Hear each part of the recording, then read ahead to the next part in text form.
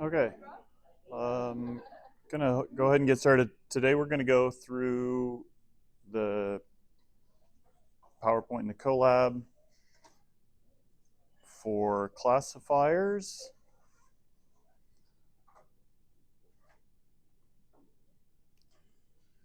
We should have time. The example today is kind of fun. Can you determine the grapes from the wine?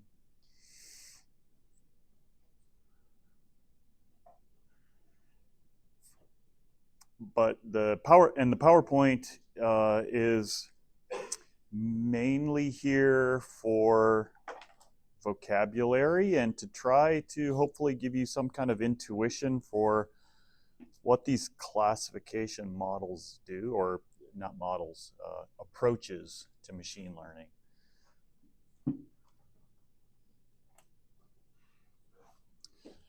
I think maybe this is because I didn't come out of the math side of machine learning. I came out of the biology side. I am terrible about being loose with the language. So that's why I just sort of caught and corrected myself about what's a model.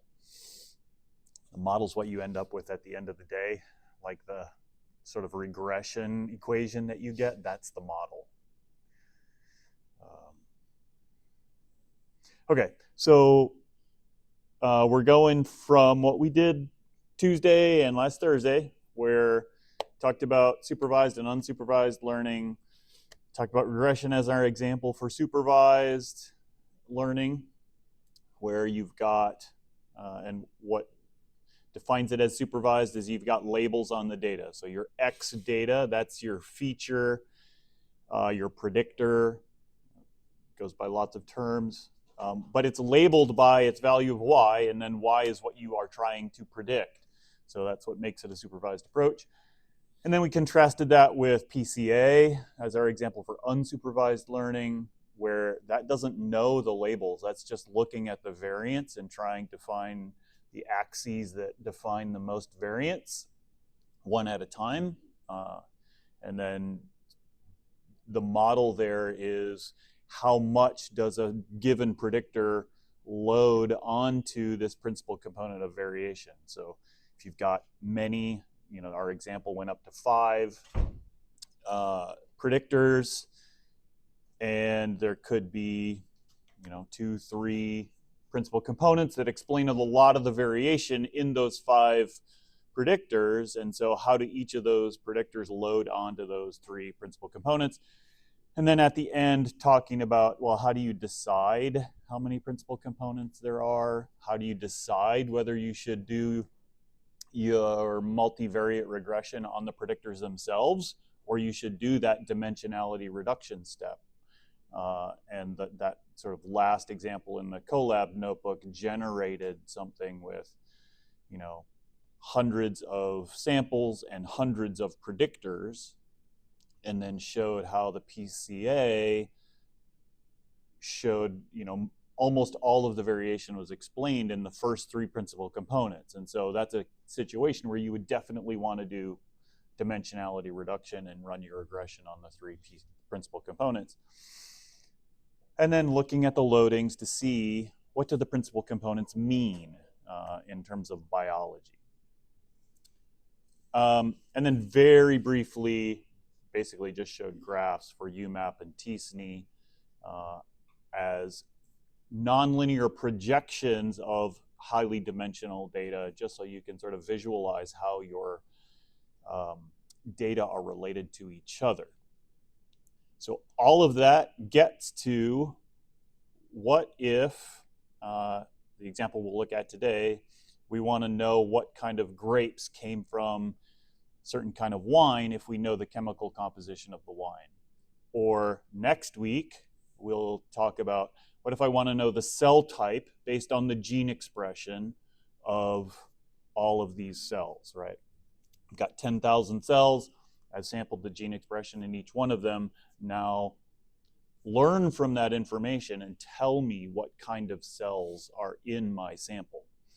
And the other thing we'll work on is, given some information about the habitat or the diet or the host,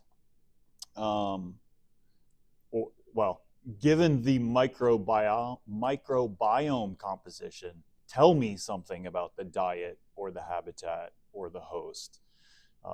So how can microbes work sort of the same as microbe composition, work sort of the same as gene expression? So giving two different perspectives that are sort of widely used in the department, the biology department at UTA, to get experience with these classifiers on data that you might see if you're working in one of the labs. All right, so that's a lot of preamble. I'm going to try to look today at the 3 broad categories with 3 specific examples from those categories for classifiers. I've already talked about this. The goal here in classifiers is, and even more broadly, we talked about this in regression, not so much in PCA, but to generalize to new data, not necessarily just understand what the training data is. I'm not going to go through all of this vocabulary, but we don't have a textbook. We have ChatGPT, which is even better, but at least here you've got it all in one spot. Because I know the machine learning literature is full of jargon and even words that, like model, that we use in our vernacular have technical meanings in the machine learning vocabulary. All right. And I'll come back to these as we go through here, as they become relevant. One of the things that is important to, the technical word is grok, right? To build intuition of is what's going on in this highly dimensional data that we're trying to classify. So we've got data, and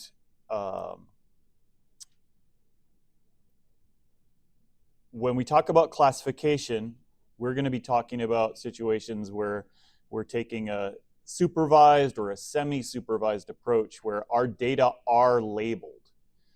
So that's the sort of training set. And we're going to talk about how do you split up the data so that you've got training and test sets and stuff like that in a minute. But you can imagine you've got X and Y where, like regression, you've got labeled data there.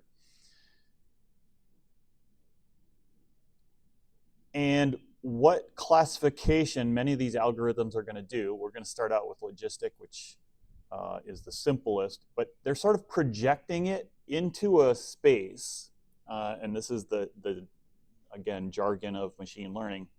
They're going to project that simple relationship into a higher dimensional space so that you can get the best partition of the data. So how can you sort of twist the data, this is the way I think about it, so that you get the highest probability of putting a new data point into the right category, okay? And so, like, if it's 2-dimensional, you're going to have things that are close to the line here, but is there a way you could spin that data or stretch that data to make it more likely that you will put a new data point into the right bin or into the right category, okay? And, as you move to the left, if you can think about this in higher dimensions, right? What if, in my 2-dimensional example here, there's a third variable that would stretch this farther in the sort of Z direction, and then you can get that if you just sort of add a dummy variable that stretches it in that direction. Okay, so something that maybe not super intuitive. Again, I said I think about these things in terms of pictures better than the equations, which is why you get the sort of overview you do from me rather than the equation slide. This is the workflow that you'll see in all the CoLab notebooks, where you'll get the data, and then you're going to split that into training and testing sets. You'll do some pre-processing to put data on the same scale and normalize it if needed, especially like when we get to the metagenomics data. When you have compositional data, just as an example, where it's forced to be 0 to 1 because it's proportional, so everything is proportional to everything else, that violates the assumption of independence of that metric. And so you want to do some normalization of that data so it doesn't violate sort of our linear assumptions of PCA, just as one example. Next thing we'll do is to train the classifier. So we're going to learn the model that will help us define new data. Then you evaluate that model on the test data and hopefully get some biological interpretation going back to the model and seeing how well it does. Like, can it classify or not? What are the main factors determining how well something gets classified? We talked about this really briefly on Tuesday. So this is the word that I couldn't remember. Cross-validation. So it's an important factor, and scikit-learn has tools built in for this, but it's a way to split your data so that you learn and test, but not on your testing data set. Okay, so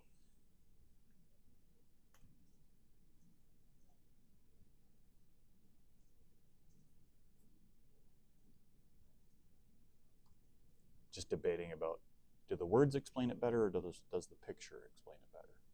So when I say you split and test, so if you think about this gray line as all the data, and then you're going to, right at the beginning, split that into a training data set and your test data set. Now, in the training process, this is learning the model that's going to do the classifying. You do not want to touch your test data, okay? So how can you test how good your model is, like as you're developing it, without testing it on the sort of end test data? That's what cross-validation is. So in this case, it's showing you 5-fold cross-validation. So it splits our training data into 5 partitions. And in this example, it takes the first one and holds it out,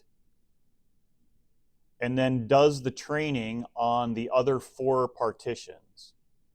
So hopefully this is clear. It's color-coded here. And now your first partition is going to act like test data on that first iteration, okay? It's going to do that 5 times, where it holds out a different subset to test every time.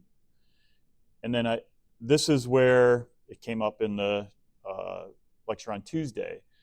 You get the correlation for that cross-validation. Like, how similar does your model do every time it has a different test set? Okay, so concrete example, right? We run it on the first split, and it predicts the correct classification 80% of the time, okay?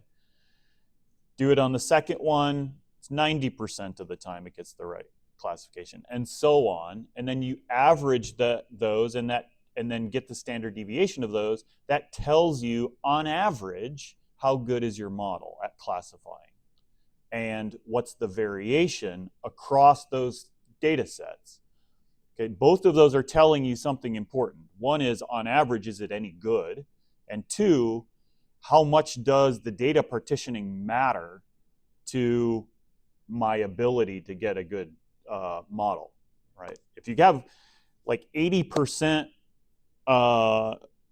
accurate, but the standard deviation is big, that 80% doesn't mean much, because it, like, from one test set to the next, it's not doing the same quality classification.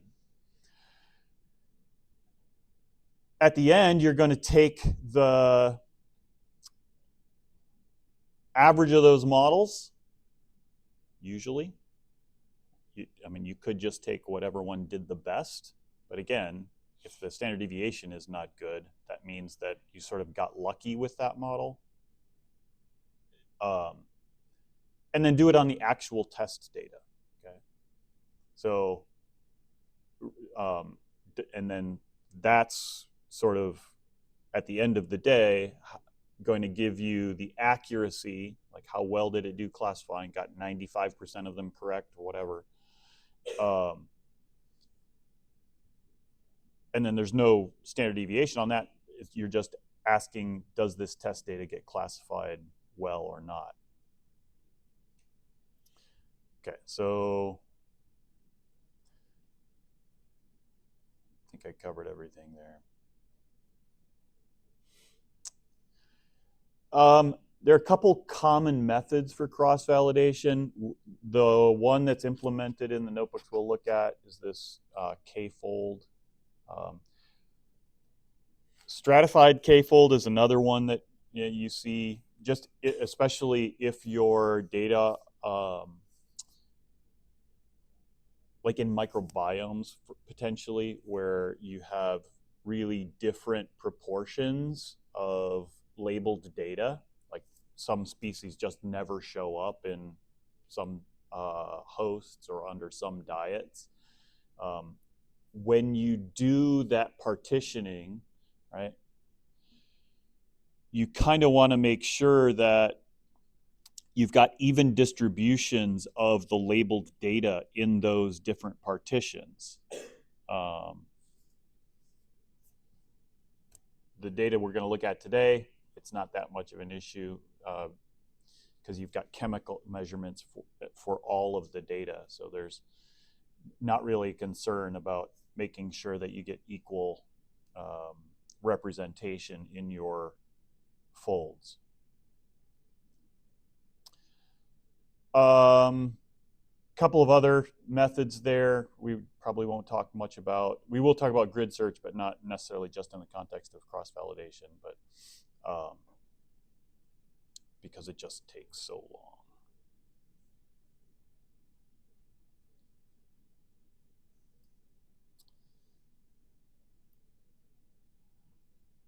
Data leakage.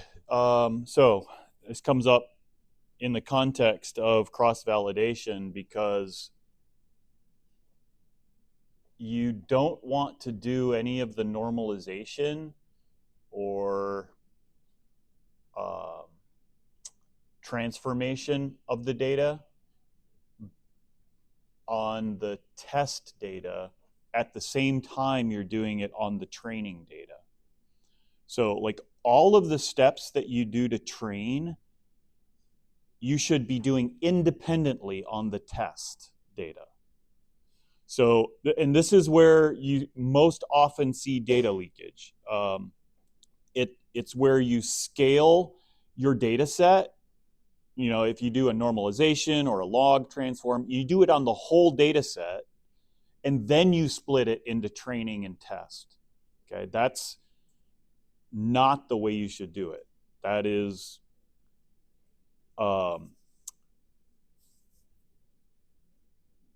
so I don't know if this is intuitive or not, but right, when you do it on the whole data set, you're letting the training data inform the test data in terms of where it belongs on a specific distribution.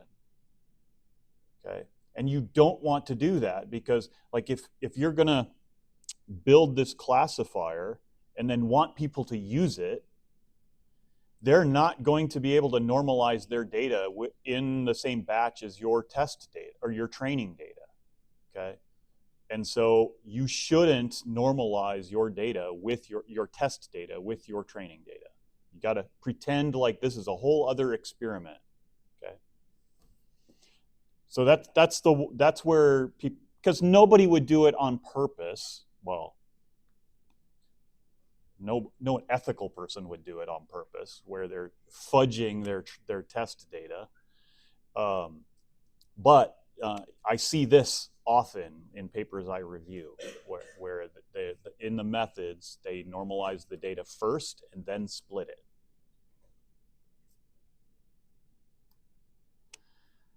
Okay, so the classifier families that we're going to look at, we're going to look at logistic regression, which is a subset of the sort of bigger probabilistic linear family of classifiers. The maximum margin family, specifically we're looking at support vector machines, and then the decision tree family, which we'll do random forest. And these are not arbitrarily picked. These are the ones that you see most commonly in the literature. So logistic regression, we've actually used logistic regression before, just not in the context of classifiers. The idea here is that you're trying to find a threshold, because this is maybe it's counterintuitive to think of logistic regression and as a linear family of models, but this is basically trying to find one line or one plane through the data that gives you the best classification between 2 points. Okay, so again, giving you the picture version of this to try to build some intuition. The upper left graph here, so right, this S shape, the sigmoidal shape, that's what the logistic regression function gives you. Instead of y equals mx plus b, it's y e to the x. So now our predictors are the exponent. That's why it's logistic regression. What you're trying to do is find that inflection point where these two curves differ. That is the threshold for your classifier, okay? And so what it's doing is sort of fitting a model that says, where do I transition from whatever this class is here to this class up here? And right, this logistic regression is not doing a great job on this particular data. So whether it calls it blue or orange, it would be making a lot of mistakes. But that's because the distribution overlaps so much, okay? So you might argue that logistic regression is just not going to be able to do a very good job on that data, okay? Down in the bottom category section, right? This is, I think this was a cartoon example from cancer prediction models where you've got the protein 1 response. So this is your probability of having cancer. At the top is you're going to, the bottom you're not. And so this protein, whether colored green or red, if it's high concentration, you're probably going to have cancer. If it's low concentration, you're not.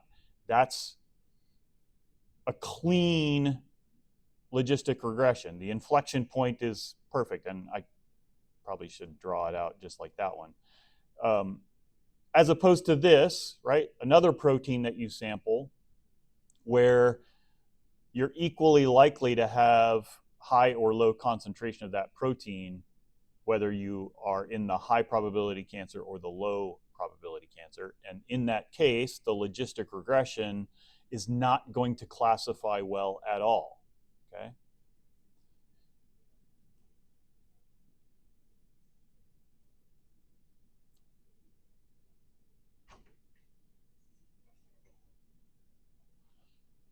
guess I'll also add that I've given little code snippets throughout these just so it makes it easier to find in the Colab notebooks where these things are implemented.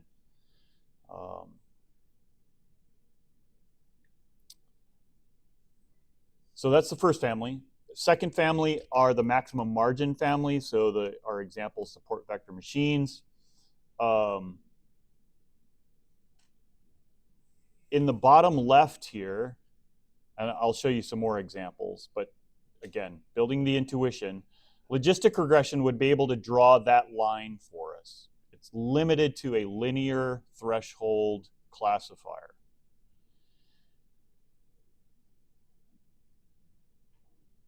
The support vector machine, on the other hand, is basically trying to find the points that are closest together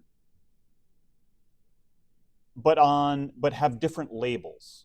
Okay, so in our chemical composition, we'll have a certain kind of grape that has a value of 1 and another one that's got a value very close to that, but it goes across all of these variables. And so what the support vector machine is doing is finding which points are closest to each other and then designing a function to fit between all of those points, okay? So not looking at all of the data at once, but so where the term support vector is, that's those points that are, the support vector are the pairs of points that are on the opposite side of those labels, okay? And so a support vector machine can fit this sort of weird shape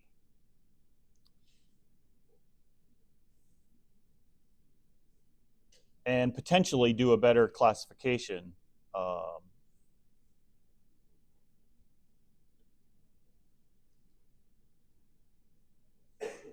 This goes back to some of the terminology. So the vocab in support vector machines is that I don't know why they called it a kernel trick. I think because they thought they were clever when they originally realized that they could do this. But there are multiple methods for this, and again, this is more so that you recognize the terminology because you see this in the Colab notebooks. And so when it says RBF as the method for the kernel function in the SVM for scikit-learn, you sort of know that it's something about it's putting limitations on, so you could think of it how bendy that relationship can be,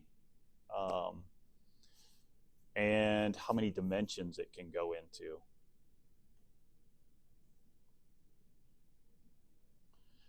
And we are using this RBF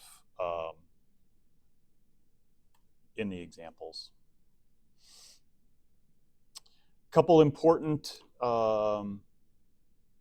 parameters or hyperparameters. Again, this is another one of those vocabulary things that has very specific meaning. What's the difference between a hyperparameter and a parameter?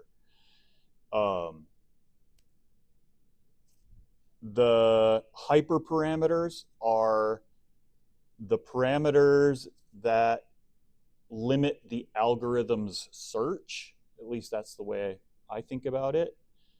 The actual parameters are the things that the model is, that the algorithm is trying to learn, right? So the model, right, the function that describes the relationship, that has the parameters. But I have to also constrain the algorithm. And so those things that constrain the algorithm are the hyperparameters. So the two important ones for support vector machines are regularization. Okay, so I gave some analogies here where if if you make C really big, it makes it more bendy. So like you do not want it to make mistakes in classification, but the boundary, like that twistiness, makes it less interpretable. Okay. And then small means you're going to allow it to have mistakes, but you're going to keep the boundary simple. The easiest way to maybe internalize this intuitively is think about the extremes where you've got a super bendy support vector machine with a high C versus a very low C is almost like a logistic regression where you just draw a line.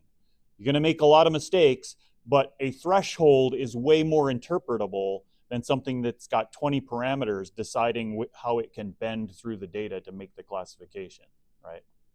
You don't know what those 20 parameters really mean. Okay? You just know they classify the data well. And then the other one is the gamma. So this one is harder for me to really. This was me asking ChatGPT, try to make this intuitive.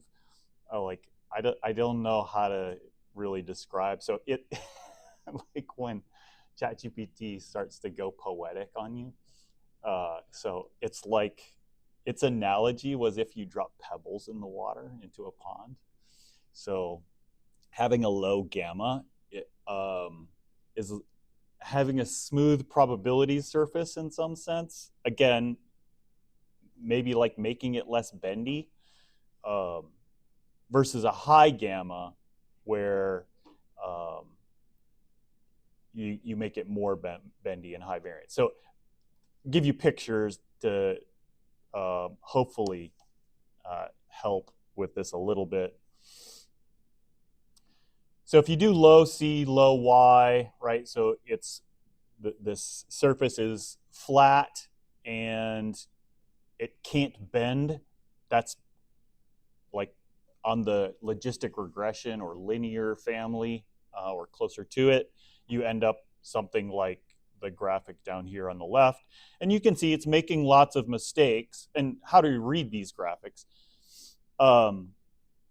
Anything that's in the purple shading, if you dropped a new dot and it fell in that region, it's going to call it purple. And anything in the yellow, it's going to call yellow. So you can see all of these purple dots that are in the yellow section are being misclassified. And there's a bunch of yellow ones here. They're a little harder to see. That are also being misclassified.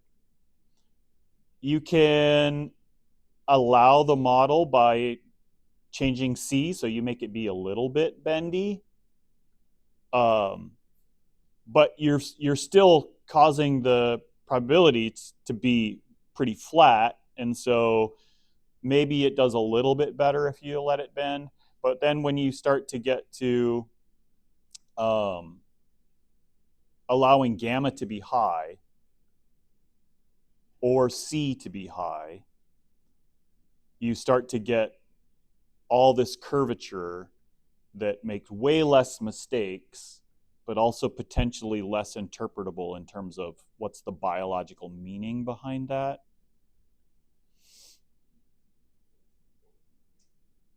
And sometimes, you know, in the cell cluster example, maybe your main priority is just that you know what cell type that is, not necessarily how the gene's loaded or the parameter set that does the classification. You just want to know that it's consistently telling you the right cell type.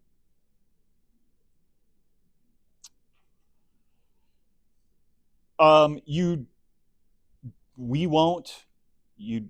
don't have to know what's the right C or gamma to give it, right? We're going to have it do grid search on cross-validated data. So it's going to look for the right combination, and it's going to test, right, what's my classification score? Did I do a good job or not? With each set of parameters to look for the best C and gamma values for the data set.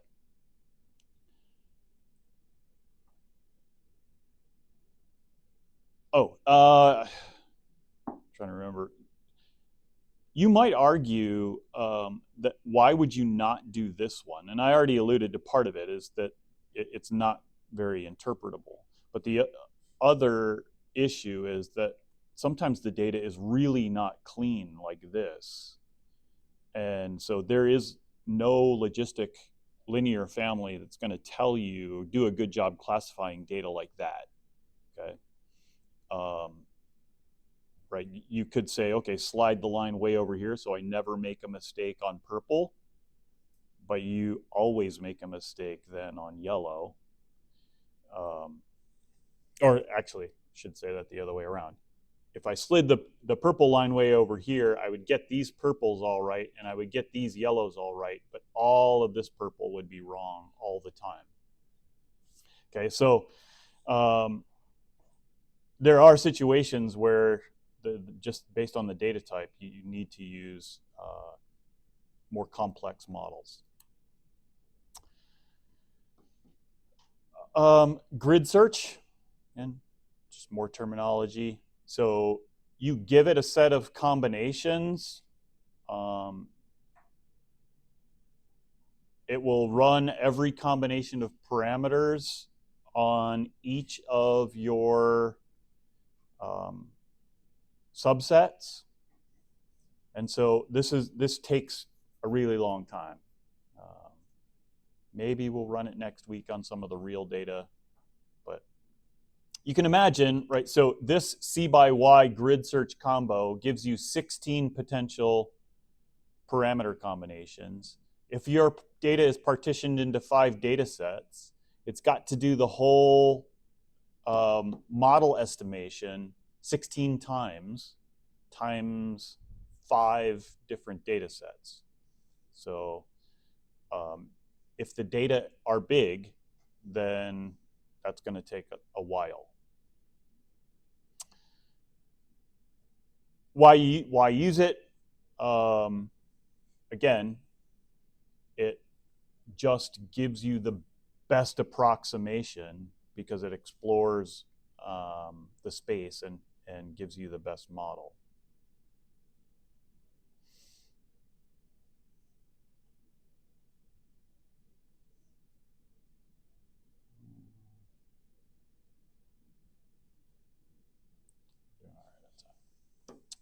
Last family are the decision tree.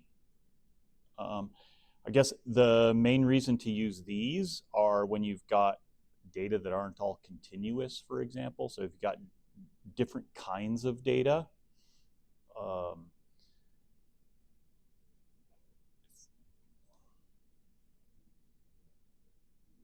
We'll go back to those, but just so we're thinking about this in the same way.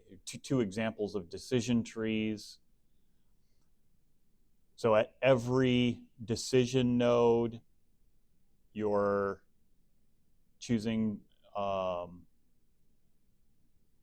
that decision is informed by some subsets of the data. The reason it's called a random forest is that it randomly subsamples the data and redoes the tree.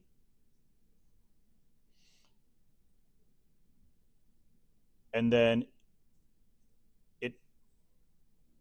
this is the way it's talked about in the literature. It takes a vote of how many trees make the same decision. Okay? So based on the temperature, like just making it concrete, the temperature is over 15, that has to be C, but it's over 15 degrees. Is it sunny or rainy, true or false? Okay. There might be some subsets, some partitions of the data that say it's actually rainy when it's greater than 15 degrees. Okay. And so this true false will differ based on which random subset of the data got sampled. Okay. But if you do this 1,000 times and it randomly, it samples randomly with replacement, typically, okay? So you would expect if the relationship for sun is true with greater than 15 degrees, that most of those trees are going to favor this relationship, right? Where it's sunny when it's greater than 15. So that's what it means by it's taking a vote. How many of those random subsets agree with that decision? Okay. And then you can define how many subsets, and this is usually based on how many parameters you've measured, right? So if it's rainy, are you wearing a sweater or an umbrella? Wearing an umbrella. Carrying. I put this one in here just because relevant if anybody here's looking for a loan, right? So increasingly common, right? If you can get your loan approved really fast, almost guaranteed they're running it through a classifier like this.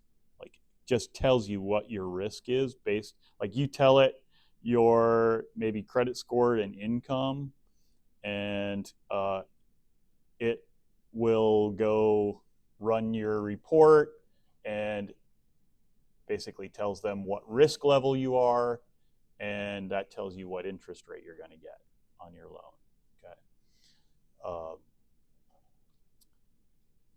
Okay, so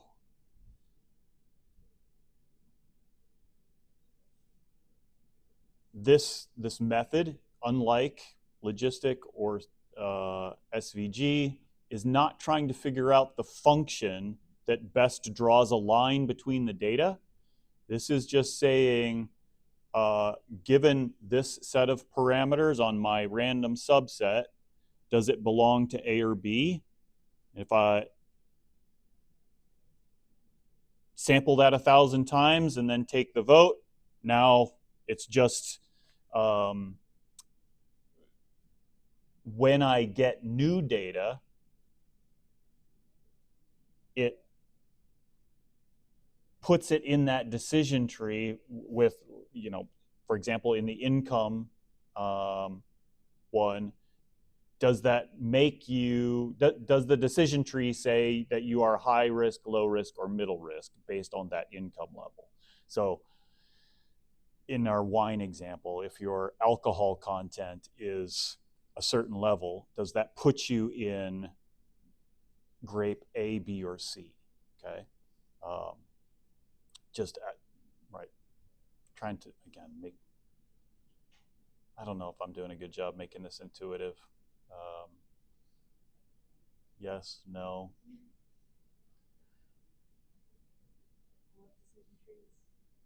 Yeah. About any of it, really. For me, this is stuff that has sort of taken a long time to internalize because it's new, and so I definitely don't expect. Well, some of this is new. I mean, new in the broad sense of like these models are under active development.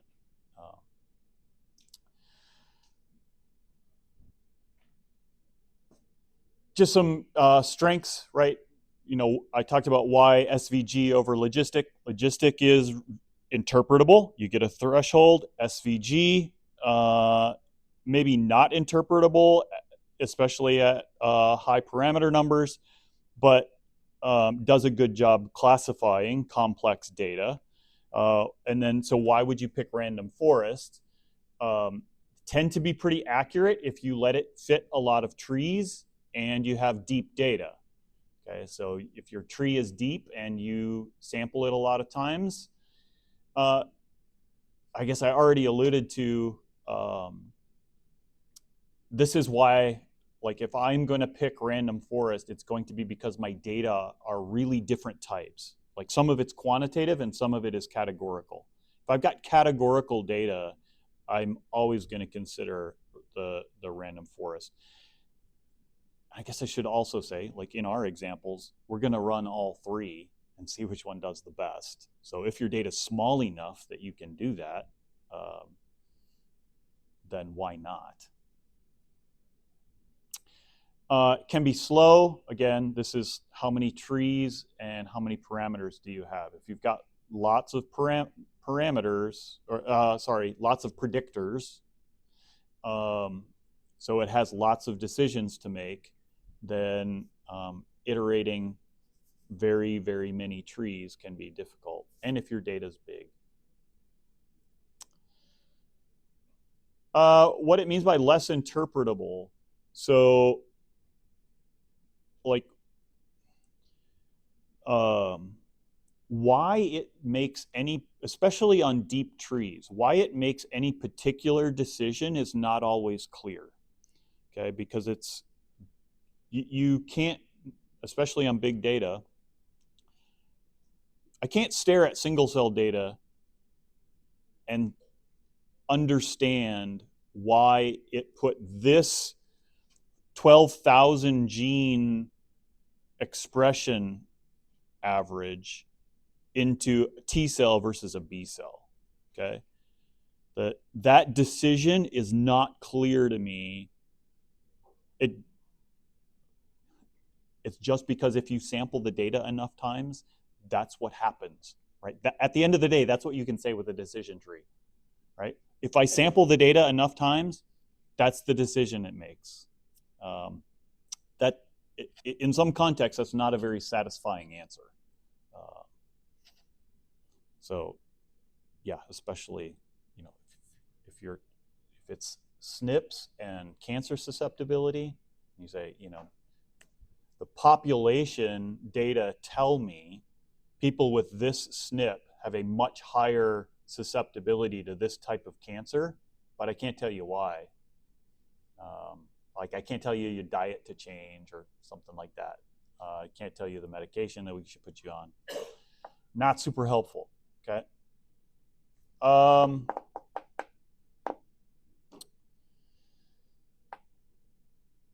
already sort of alluded to these, like the things that you might want to consider when you're using a random forest model: number of estimators, how deep do you want the tree, like how many decision levels do you want there to be, number of features to retain.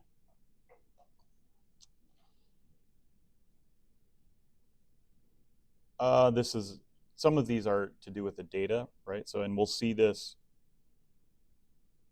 maybe, I'm looking for a new metagenomics data set because the one I have, we lose a bunch of samples because when you have low numbers for a given label, when it tries to resample, it often is missing those from the data set, and so it can't make good decisions. And so you might want to throw those data out, something like that. Or it can't make consistent decisions. I shouldn't say good. It's really reading a lot into it.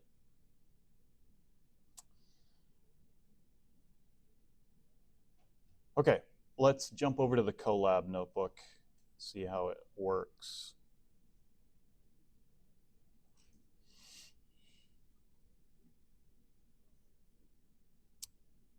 So I have intentionally left this not super highly commented because this week's homework is at the end and it will ask you to go through the notebook and make some interpretations.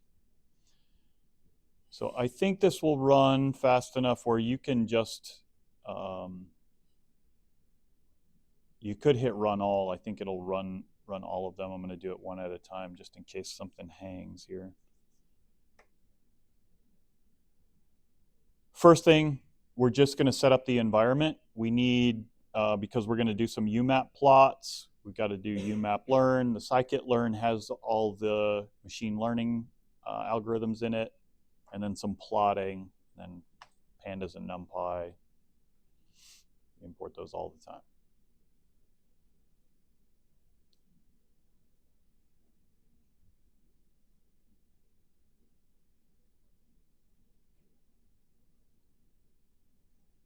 Okay, so mine, it took a second.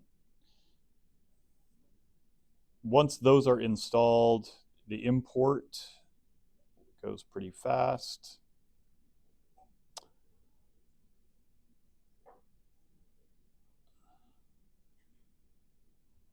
This wine data set is something that's built into scikit-learn. That's why here we just load wine. And so the question would be, well, where'd that load wine come from? It's just something that we imported with scikit-learn. When we do the data next week, we'll just have it grab it from online somewhere. Okay, so you can go back to the, I won't go back to the workflow slide, but you can see that our first step, again, can't hammer this home enough so that someday when you're a full-fledged researcher and I get your paper to review, you didn't normalize your data before you split it. So name the next cell is to split our training and test data. And this is saying to let the test be 25% of the total data.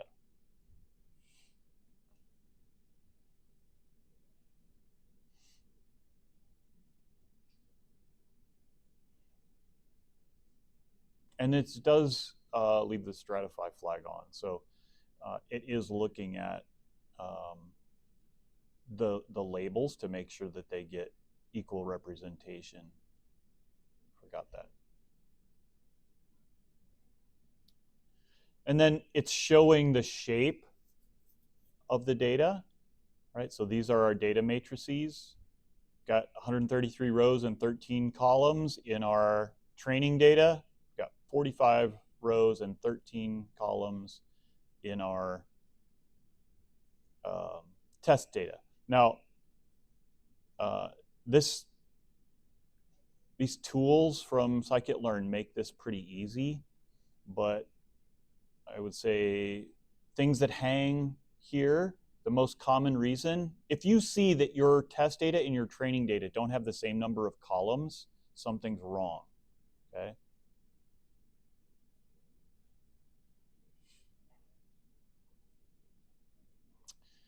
All right, so then we're running a PCA.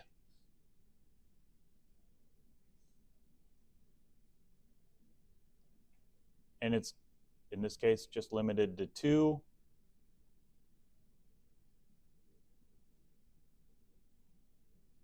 I left these in here because and it's important, the reason I hammered it, I look at your data.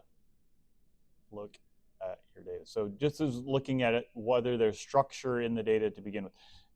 I guess I totally skipped over because I have it at the end.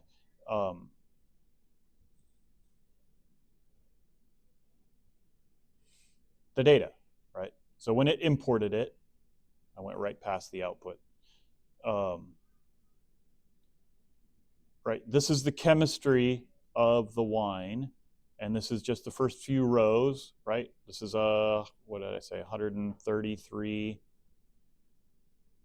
rows in the training data. And so based on this chemical composition, can you predict what kind of grape it was grown on?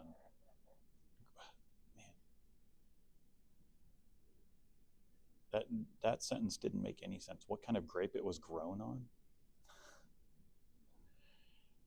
What kind of grape was used to make the wine? It's like, you guys, when I say stuff like that, you just, what is he talking about? You can't, it's like, I feel like, oh no, that's the same expression I get when I'm talking about support vector machines. And I don't know if that makes sense either. So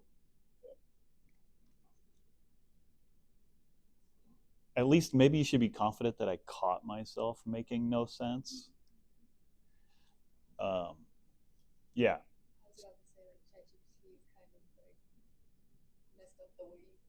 Yeah, for sure. Yes, it definitely, and especially the way. Yeah, right. So we are going like wine. That's a good excuse to wax poetic. Anyway, let's back to looking at the data. So if we plotted all of these chemical composition variables in 2 dimensions, you can start to see some separation. Point being, you might think, oh, maybe there is some breakdown in the chemical composition that tells us something about how the data should be grouped, okay? If I saw one big cloud, I would start to think, not so sure there's any structure in this data. You know, I'm not going to be able to pull out the grape type based on the chemistry. UMAP, remember, anybody remember, like, what's the UMAP and TSNE, what are they doing that's different than PCA?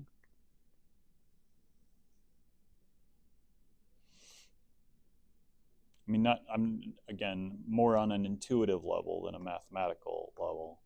Why do the UMAP and the TSNE plot?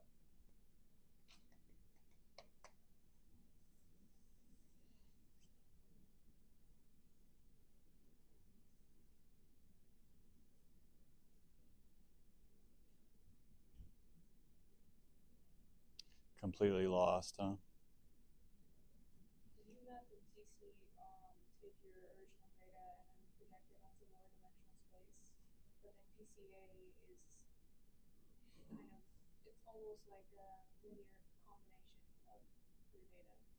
Yep, very good.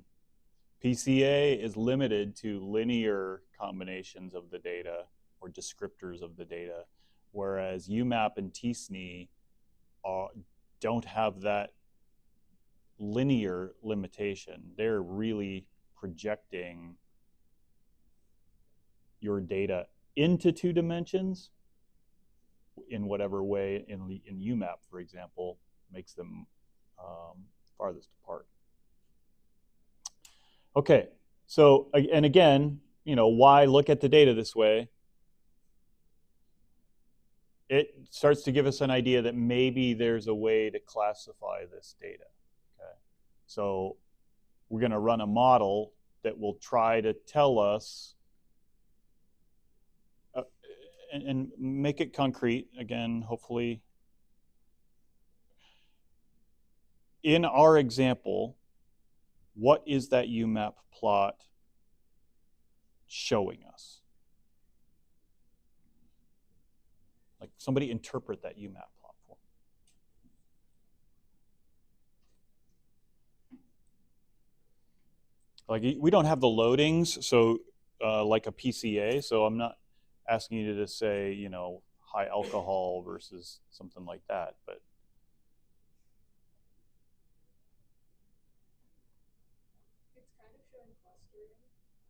yeah, it's kind of showing clustering based on our chemistry data.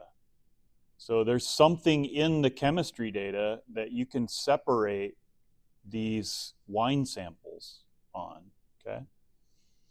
So, like, there's something in whatever the chemistry that puts you high on UMAP 1 and high on UMAP 2 axes, right? These wines all share some combination of chemistry. These wines all share some combination of chemistry. And so now the question is, can we run one of those classifier algorithms so that if we had a new sample of wine and we test its chemistry, could we tell what grape it came from, right? Okay.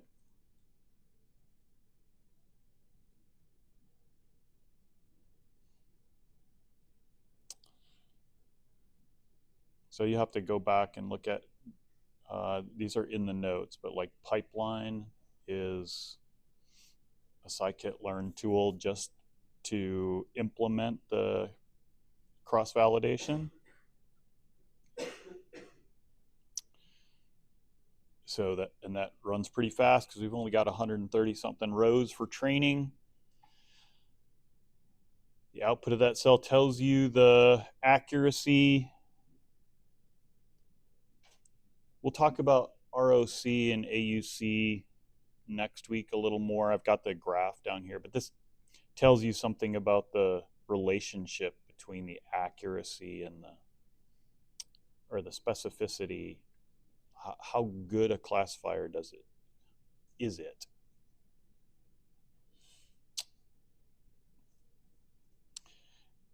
And so this says that logistic regression and random forest models are perfect, make no mistakes on the training data and the cross-validated data.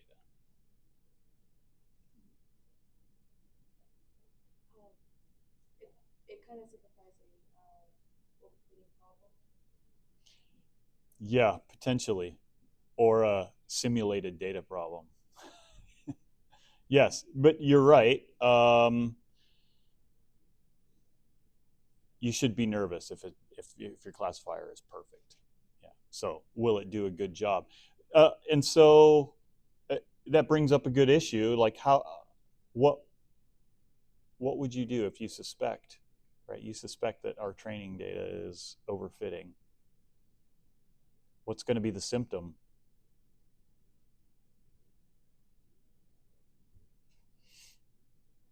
It won't do a good job on the test data, right? Because the test data it hasn't seen. It wasn't standardized on the same data set, right? We haven't seen that test data yet.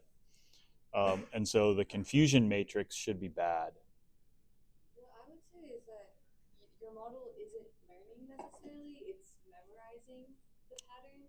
Right? And so then when it comes to the test data, it's not going to do well. It's going to have a very low accuracy score. And that's like when you run the confusion matrix, you'll see that it's not actually learning anything. Well, it is, but not enough to. It's learning exactly what your training data said. Yeah, I think it's on one of those slides that I didn't read. I've tried not. I put all the information in there and try to read off of it as little as possible. But yes, it's like knowing the answers to the test. That's overfitting.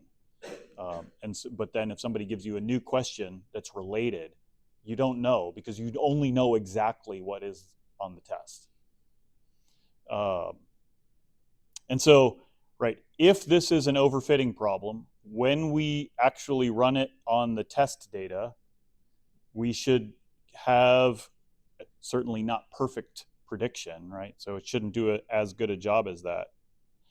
And so our confusion matrix, right, we plug in now the test data into our model and it does a perfect job classifying our 3 grapes. I wish it had names on the grapes. Yeah, like one's a Chardonnay grape, one's I don't know the different grape types. To me, they're like green and purple. I know different wine names. I assume those all go with grape names, but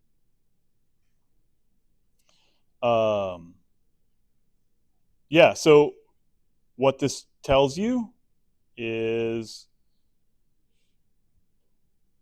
the classification of the true label.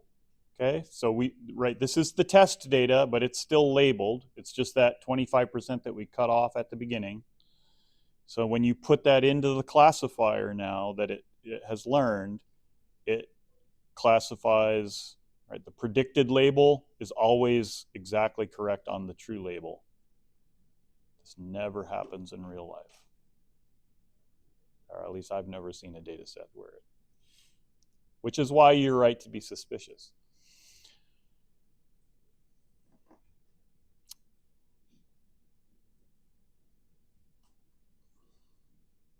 Probably should have. Right, so when it randomly subsamples, it doesn't always get that perfect relationship.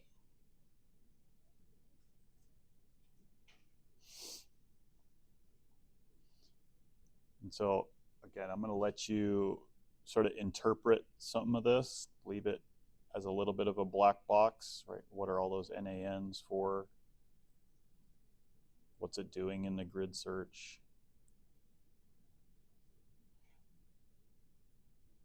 When your classifier gets it right all the time, this is the ROC, receiver operating curve, that you see. The AUC is area under the curve. So curves that, like, I don't know if you can even see the blue line. You can see it on your computer. But what this is saying is the false positive rate here and the true positive rate. So it gets it right basically all the time. There are almost no false positives in this. And again, you don't usually see this on real data, and you'll get to see a bunch of real data next week to see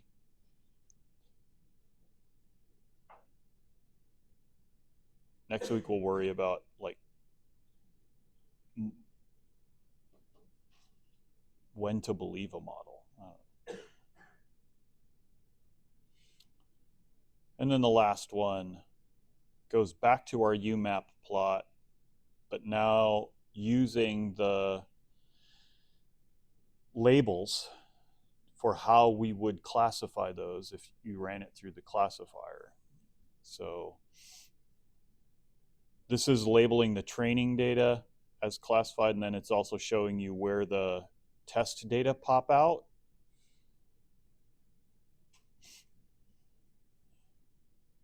And so you can sort of see the orange dots here, those few that get misclassified and cause the random grid, the grid search to not be perfect, is that there are a couple of samples that get misclassified in the training. And right, the reason it's 100% when you look across all of the cross-validated sets is that sometimes they don't get sampled.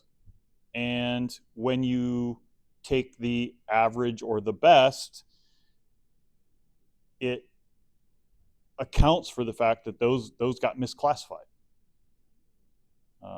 in the training. So okay, so for the homework for Monday, there are a bunch of questions in here, and I'm not sure whether I'll have you just submit it like as one big text thing, or I'll put it in like quiz, so it's short answer ones. Still trying to figure out what's the easiest way to have that automatically graded. So you can work on answering them, and then it'll just be a matter of how do you upload them into Canvas. That's the only thing that is not settled. Any questions?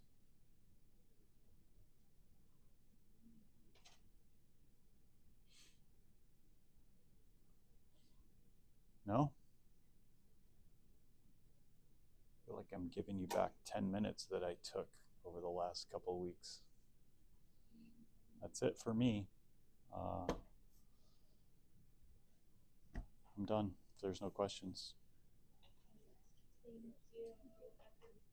You too. Yeah. When you're training training data on your actual tests, you said you can make separate experiments, but you're training.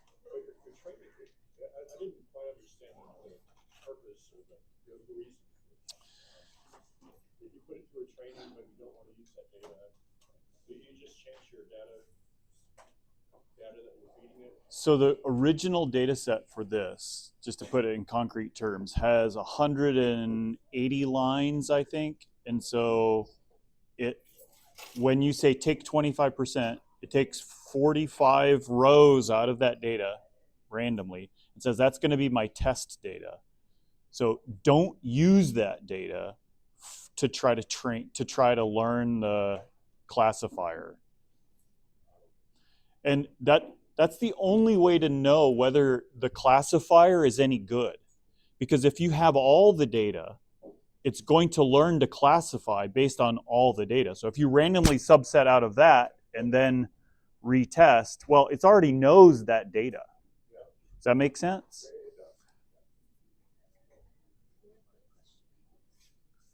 Mm-hmm.